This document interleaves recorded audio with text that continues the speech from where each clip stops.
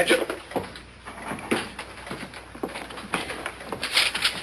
What'll it be, gentlemen? I don't know. What do you want to eat, Al? I don't know what I want to eat. And I'll have the roast pork tenderloin with the applesauce and mashed potatoes. That's not ready yet. And what's it on the card for? Well, that's on the dinner. We'll have that at 6 o'clock. The clock is 10 minutes fast. The dinner isn't ready yet. Never mind the clock. What have you got to eat? Well, I can give you any kind of sandwiches, bacon and eggs, liver and bacon, ham and eggs, steaks. I'll take the chicken croquettes with the cream sauce, the green peas, and the mashed potatoes. That's on the dinner, too. Everything we want's on the dinner. That's the way you work it, huh? I can give you ham and eggs, bacon and eggs, I'll liver take and bacon. ham and eggs. Give me bacon and eggs. One ham and bacon and. Coming up. You got anything to drink? I can give you soda, beer, ginger ale. I said, have you got anything to drink? No. This is a hot town. What do you call it? Brentwood. Ever hear of Brentwood? What do you do here nights? They eat for dinner. They all come here and eat the big dinner.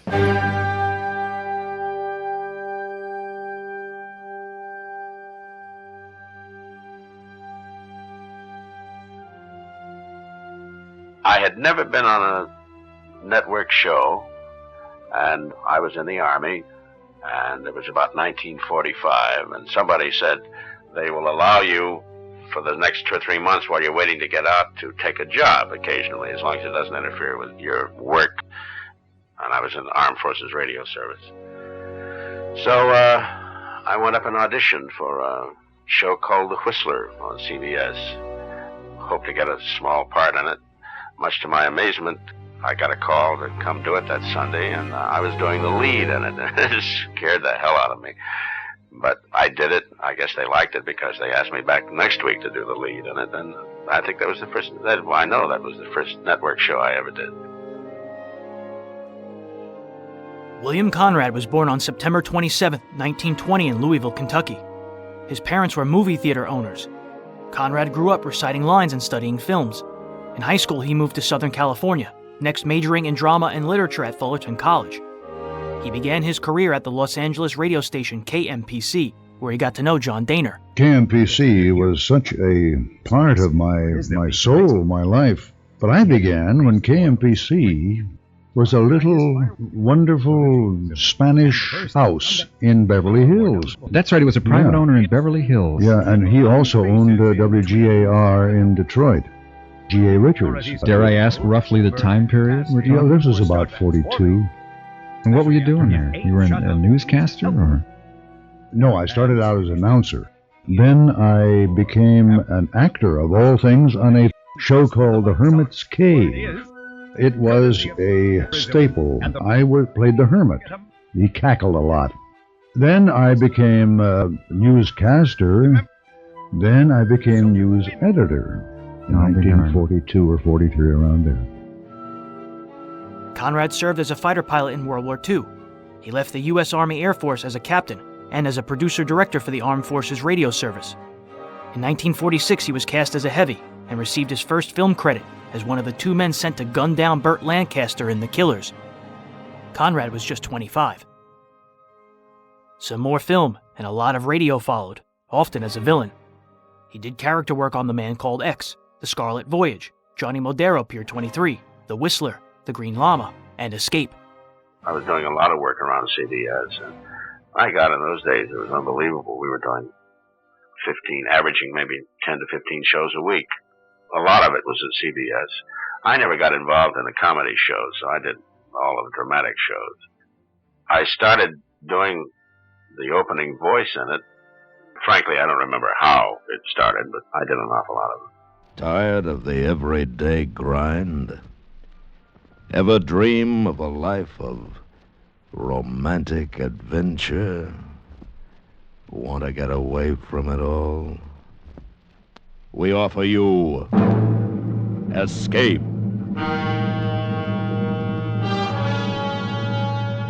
Escape, transcribed to free you from the four walls of today for a half hour of high adventure. In July of 1949, Billboard reported that NBC would use their new summer shows with an eye towards long-term production. On July 3rd, they launched the 4-star Playhouse. It was an anthology built around 4 major film stars, each of whom took a turn in the weekly presentations. They were Fred MacMurray, Loretta Young, Rosalind Russell, and Robert Cummings. Don W. Sharp produced, Warren Lewis directed, and Milton Geiger handled the scripts. Stories came from Cosmopolitan magazine. On August 14th, they broadcast The Hunted, co-starring Conrad, Lorene Tuttle, Wilms Herbert, and Lawrence Dobkin. Here is another in NBC's outstanding parade of new shows, dramatically transcribed. 4-Star Playhouse, a repertory company of 4 great Hollywood stars. This is Robert Cummings. This is Rosalind Russell. This is Fred MacMurray. This is Loretta Young. Yes, these are the stars heard weekly on 4-Star Playhouse.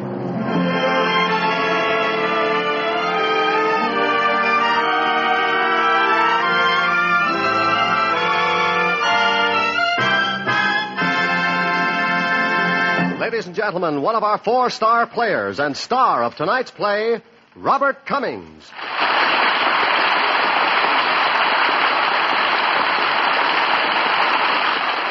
Thank you. And in behalf of Rosalind Russell, Fred MacMurray, and Loretta Young, let me welcome you back to our 4-Star Playhouse. As you know, every Sunday night at this time, Roz, Fred, Loretta, and I appear in new dramatizations of stories selected from Cosmopolitan magazine. Stories by the world's leading writers of popular fiction. How often have you all had the strange, haunting experience which made you say, it seems that all this has happened to me before? Psychologists call that phenomenon prevision. Tonight's story explores an experience in prevision. We think it will hold you spellbound right up to its stunning and fearful finish. Prepare now for gripping action as we bring you Maurice Baudin Jr.'s strange and powerful story, The Hunted, in which I am Fred Woodard. The Hunted.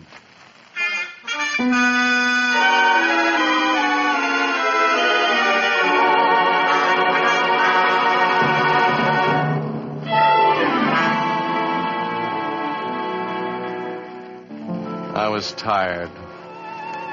Looking for a job in a strange city wasn't doing me any good. I was hot. I felt weak. My eyes throbbed, my head swam. I had to sit down. To escape from the heat, I went into the small, air-cooled theater. Feature picture goes on in 10 minutes, mister. Oh, thanks, Usher. Hot out, ain't it? Yeah, it's terrible. You look beat. Why don't you sit down and wait till the newsreel's over? Oh, thanks, I will. I sat down to rest. I wasn't the only one. Across the lobby was a man, sound asleep. A man with a paunch. A man with a white scarf around his neck. And then she came in. The girl came in through the front door looking hunted and furtive. She saw the man with the paunch and started. Paunch opened his eyes and got up and walked toward her.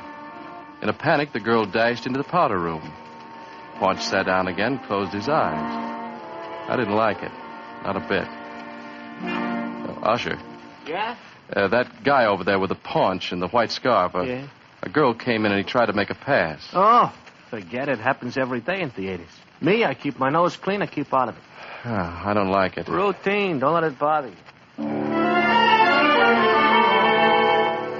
I glared across at the sleeping fat man. And then my head began to nod. And then there she was again, the girl. She was coming in through the front doors again, with a hunted, fearful look on her delicate face. Impulsively, I got up. Newsreel will be over in 5 more minutes. Oh, excuse me. Please, I'm in a hurry. Yes, I know, and that man sleeping over that fellow with the white scarf is bothering you. Who are you? You wouldn't know me. I'm a stranger in town. He isn't asleep. He's pretending. Let me speak to him. No. Is he bothering you? He's following me. He's everywhere. I tried to hide in here. Give me these parcels. We'll walk out here together. He won't follow us. He will. Come on. Don't look back. He's getting up. How do you know? I see him in the mirrors. He's following. Well, let him. Faster. He looks fat, but he's quick. Well, then we'll ride. Let's see. Taxi! Taxi!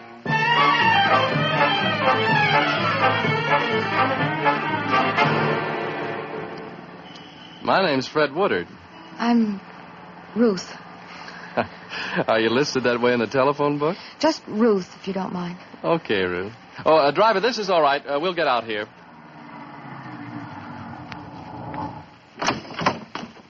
Here, take my hand. Thanks. Okay, driver, how much do Fred. Hmm? It's him.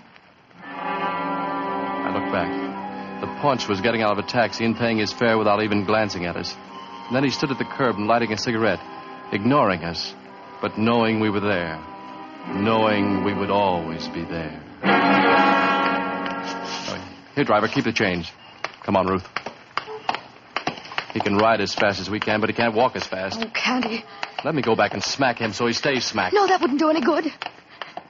Still behind us. No matter how fast we walk, he keeps the same distance. I'm going back and talk to White Scarf. Don't. Well, why? You said you wouldn't ask. All right, but... Hurry. I'm hurrying. Run.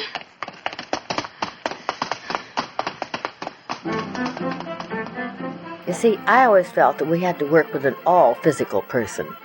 We always worked from the full person. At least I did, and I know that all of us tried to work that way because that's the only honest way to do it. You have to have a person who lives and breathes and walks and is alive rather than just turning on a voice. Because you could conjure up, if you really had, through imagination, anything that you wanted to be. That's why I loved it, too, because I could play opposite Jimmy Stewart or Frederick March or Cary Grant or Gary Cooper or Leslie Howard. And on the air, I could be the most glamorous, gorgeous, tall, black-haired female you've ever seen in your life. Whatever I wished to be, I could be with my voice. That was the thrilling part to me. Well, now what shall we do? How about lunch? When did you eat? Ages ago. Well, let's eat. I feel good again.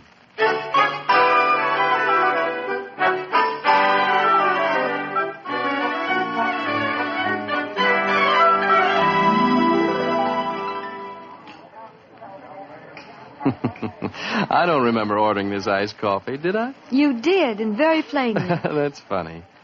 Obviously, you're too much for my presence of mind. I hope you won't regret our meeting. Oh, it's highly unlikely. Say, do you realize how rudely other men in this restaurant are staring at you and wishing they were me? Now, just glance about you modestly and... No. Don't. Is it? White Scarf. 5 tables behind you. No, don't turn around. Now, just smile and look animated. I'll do the same. Now, here's what we're going to do. I'll tell you when to look up at the clock and exclaim about the time. Yes. And I'll stand up and say goodbye. All smiles, just like this, see? And we'll part like old friends, going to see each other again. Make up something as you leave. All right. What about you? I'll stay right here. He'll follow me. And I'll follow him. I don't think he'll like that. He'll know you're following him. I want him to know. Now, look up at the clock. Yes. Oh, dear, look at that time. I really must go now, Mr. Woodard. He's getting up to go, too. Of course. Well, I'll meet you afterward. Wheelock's department store, the information desk. What time? I'll be there in exactly an hour if I'm not followed. Meet you there in 1 hour. Okay. Give me a big goodbye now. Oh, it's been awfully nice, Mr. Woodard. Maybe we can do this again soon. Oh, yes, Friday. Good. Well, it's a date. Goodbye. See you Friday. Right. And here comes White Scarf, right on schedule. Got a match, friend? Did you speak to me? Match? No. Going someplace? Yes.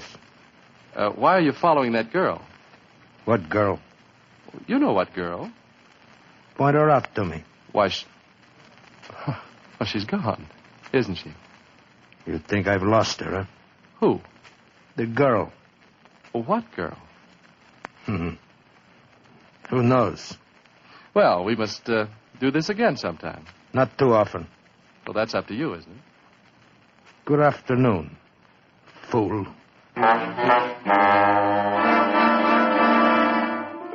He walked out, obviously no longer following Ruth.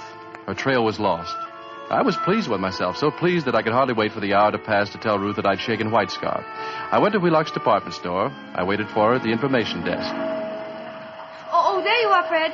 Here's some packages for you. Are you getting bored or tired? Bored? No. Didn't you see the excitement? Excitement? No. Well, it seems someone lifted a dagger at the antique jewelry counter, and they just found out a few minutes ago. More confusion. Oh. Well, I'll be back again soon with more packages. Do you mind? Don't go away or get lost, will you? Don't worry.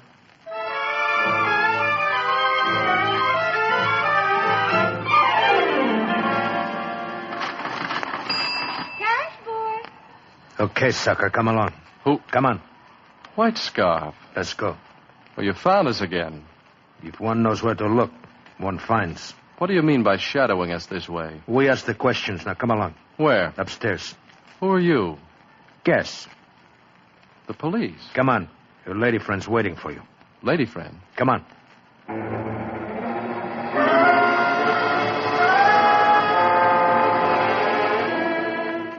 I remembered vaguely reading something like this in the past. But what was it? I'd forgotten.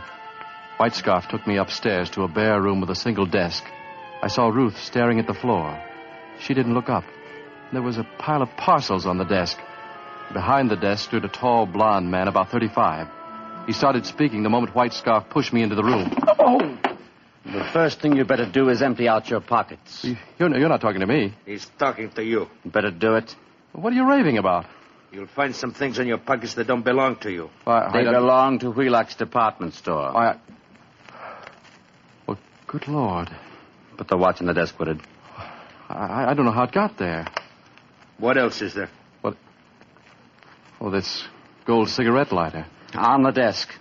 Why, I never saw these things before. See here. Don't deny you're Ruth's accomplice. Accomplice? Why, Oh, Ruth. She's a shoplifter. Shut up. Just remarking, Murray. Remark when you're asked to remark. Well, listen, wait, this is crazy. You're saying that Ruth is a thief and I helped her steal? There's some excuse for Ruth, but there's none for you. No. Oh, please, Ruth. Don't, darling. I don't know why I do it. I can't help it, Murray. I can't help it. I don't realize I do it. All these things are stolen? Things on you were. But I knew nothing about it. Ruth, tell them. Miss Fleming cannot answer for anything she does. You can. Who are you? Miss Fleming is not an ordinary thief. If she were, this would be for the police. As matters stand, the stores permit me to make an adjustment on the merchandise she appropriates. She is in the clear. You'll get it, though. Well, this is crazy. I didn't realize what she was up to. You'll serve her sentence, too. Shut up! Take Ruth in the next room. Come on.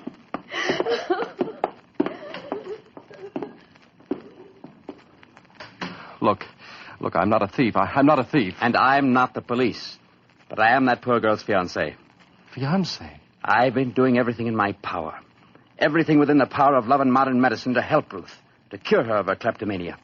And when a sniveling, lying crook like you takes advantage of her and breaks down everything I've accomplished... Stop it! Oh, cut it out. She was in trouble. That fellow with the scarf was following her. She wanted my help. I hired him to protect Ruth against herself. And against weasels like you. You don't know what you're talking about. I tell you... I'm going to put you where you won't prey on sick and helpless people. Don't touch that telephone. Put it down, I tell you. I'm going to put you where you can't pull your low, sneaking tricks. Drop it. Drop that phone. Operator, get me the police. Oh, I warned you. I warned you. I won't be framed. I won't. No one frames me like that. You hear? No one.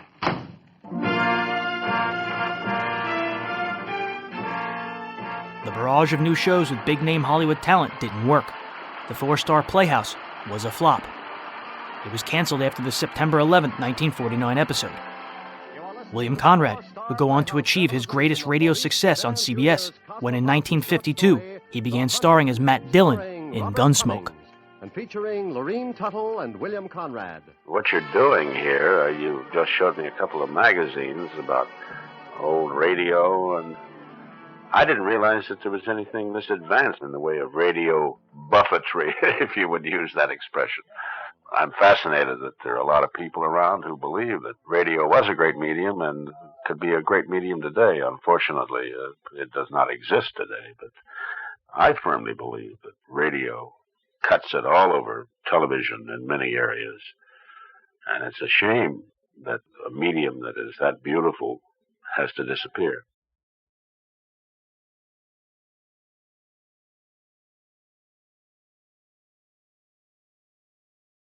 You were asking something, sir? In the 40s, was there as much concern for the ratings as there is now? Oh, you bet there was. Good Godfrey, Nielsen and Hooper and Nielsen. That was before, I think, Crosley, or maybe not. But it certainly was. There was concern. And as a matter of fact, my deceased husband did those Websters, and it was a well-known fact that those Websters beat every week Ozzie and Harriet. First Nighter ran some of the top comedies straight into another evening when they were on Friday evenings. No one could top them, and no one could top those Websters. Baghdad, Martinique, Singapore, and all the places of the world where danger and intrigue walk hand in hand, there you will find Steve Mitchell on another dangerous assignment.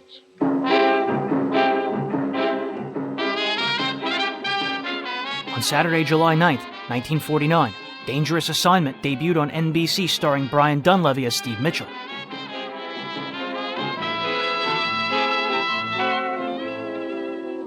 The National Broadcasting Company presents the first in an exciting new adventure series, Dangerous Assignment, starring Brian Dunleavy as Steve Mitchell.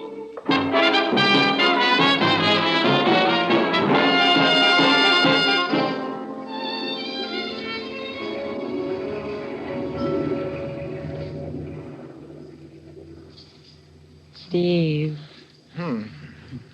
You're going to run this pretty little boat right onto the rocks if you don't put your hands on the wheel. Automatic pilot. W5, WRS, calling W2BYR. I should have known you'd have one of those on your boat. So help me. First time in my life I've ever used it, Evelyn. Eloise. Hello, sure. W5, WRS, calling W2BYR. Steve. Why don't you turn that radio off? I never should have turned it on. What's all that W stuff? Who's that silly woman trying to get, anyway? Oh, W5, me. WRS, calling W2BYR. That's the ship-to-shore operator. Brother, you know 'em all. What does she want with you? I'm afraid I know. Well, I guess I better answer before they send the Coast Guard. W5WRS from W2BYR. Go ahead. Stand by, W2BYR. I have a call for you. Go ahead. This is Ruth, Steve. The commissioner wants to see you right away. Over. Now, look, Ruth. I said only call me in an emergency. Over. The commissioner says this is an emergency. Over. But I'm in the middle of a big deal, Ruth. I'm tied up. Over. Just a minute, Steve. He says untie her and get into the office. But tell him... Oh, okay. I'll come back. Out. Eloise, I'm afraid And for this, I broke another day. Now, look, Eloise, I'm sorry. So what do? I go out and buy a new sunsuit. And it's a very nice sunsuit. I even fry some chicken. For the first time in my life, I fry some chicken. But this probably won't take long. What am I supposed to do in the meantime? And what am I going to do with all that fried chicken? Well, keep it on ice for me, huh? Each week, Mitchell was sent to a different location to crack into the bed of discontent and rout the perpetrators. Herb Butterfield and Betty Moran co-starred, with the famed Hollywood regulars like Betty Lou Gerson filling out the supporting roles. Your big deal satisfactorily. And then I started learning how to act, really. I became one of NBC's little, well, you know, they signed a certain number of actresses, and you played everything, every kind of part. There was lights out, flying time, which would be an ingenue, and you might be an old lady here, and you might do baby cries on that, but you really learned your trade when you were under contract to NBC, because they kept you busy acting at anything and everything. And then I just got very, very fortunate and had a lot of shows offered me on contract. I can't remember the name of the show. It was Osita Mop. That was a half-hour show. It was a murder mystery. It was the first one with a gal, and I can't for the life of me remember what the name of the show was. I'm sure it's probably someplace in one of your books. Then I did batches and batches and batches of dailies where I did the lead. At one time, I think I was doing 4 of them. I did Mary Marlin, I did The Woman in White, Guiding Light, Today's Children, Arngrim's Daughter, you name it, I was there in one capacity or another. And then in 45, radio was failing very, very badly in Chicago. Everybody was making the move to either Hollywood or New York. So I went to New York, was offered 3 shows there and a stage play, and my husband said, no, I don't like New York. I don't want New York. And we came out here instead. Then I did all the shows out here. You know, you're making this assignment sound real attractive, Commissioner. Dunleavy narrated. The debut was called Relief Supplies. The initial summer run ended on August 20th, before NBC picked up the series again in February of 1950. Steve, I don't know whether he has anything to do with all this or not, but if he has, watch yourself. Yep. Looks like I got a real honey this time. You did, but it's vital to us that those relief shipments get through. Trouble usually starts from empty stomachs. Yeah. That's all. You got your assignment, Steve. Your plane leaves in 2 hours. Good luck.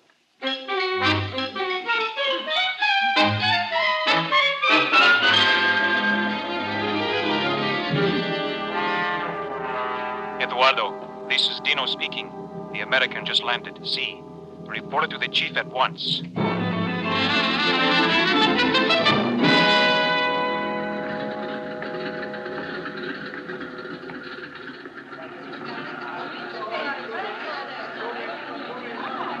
Signore, taxi, eh? You want a taxi, signore? Yeah. Hey, look, driver, you know your way around Messina pretty well, huh? Ma, sure. I live here most of my life, signore. At the age of 3, I was brought here from Palermo. So I know every house, every street, every building, every bar. Yeah. Okay, so you know your city. Now, take me to the Throp Foundation warehouse. Again? Throp Foundation warehouse. You know where it is? Throp? No. Throp. It's a... Ah, well, never mind. Just take me to the Rienzi Hotel. I'm sure you must have heard of that. Ma, sure. I'm going to put your baggage in the car, senor. Hello. Sorry I'm late. You're not late. You're just in time. I heard you inquiring for the Throp Foundation, so you must be Ralph Gillette. I'm Helen Collier. I was supposed to meet you here at the airport, and Look, I'm afraid there's been a mistake. My name's not Gillette. It's Mitchell. Steve Mitchell. I thought you were the one I was supposed to meet. I'm sorry. Believe me, I'm sorry, too. Couldn't we just pretend I was? I'm afraid Mr. Archer wouldn't understand. Already I don't like Mr. Archer. Don't even know him. Who is he? My boss. He's in charge of the Foundation's office here in Messina. Oh, wait a minute. Do you work for the Throp Foundation? Mm-hmm. Mr. Archer's been expecting a new man to fly down from Rome, Mr. Gillette. I thought you were he. Oh. I wonder if you'd tell me where the Foundation office is. I'm a foreign correspondent, and I'd like an interview with your boss. Oh, well, I could go with you and show you where it is, because it doesn't look like Mr. Gillette is on the plane anyway. Fine. I have a cab over here. You say you're a foreign correspondent. I suppose you want to do a story on the stolen relief shipments. Yep. Well, good luck.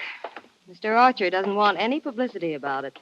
Thinks it would have an adverse effect on donations from the States. Oh, well, here we are. Pardon us, gentlemen. Si, signor. Eduardo, out of the man's way. Of course, your pardon, senor. Well, I'll see if I can get some kind of a statement from him. Are there just the 2 of you in the Messina office? Yes, right now. There were 3 of us. Paul Wainwright was the 3rd, but he got fired a few days ago. At the Hotel Rienzi, no? No. Throp Foundation. Troppa? Troppa? Oh, Via Delgada. Oh, si, signorina. Hey, you must have the magic touch. This Paul Wainwright, he was fired by Mr. Archer? Yes, 3 days ago. Senor, you ready, huh? Si.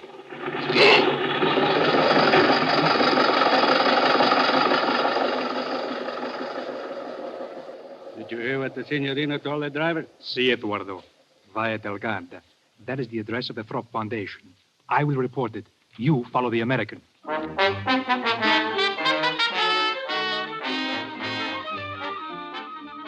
Ford Motors signed on to sponsor a few early shows, but Dangerous Assignment didn't find sponsorship until Wheaties. They were pushing their big parade in the summer of 1950. But even then, it was just for the short term. The stolen shipments are news. The program ran in the States until February 13, 1953, but never achieved widespread fame. A syndicated version was produced the following year in Australia, with Lloyd Burrell as Mitchell. I see. Well, in that case, could you give me an off-the-record statement about it? I might, if I were sure it would be treated as such. I'll make a deal with you. We won't break the story unless or until the thieves are rounded up.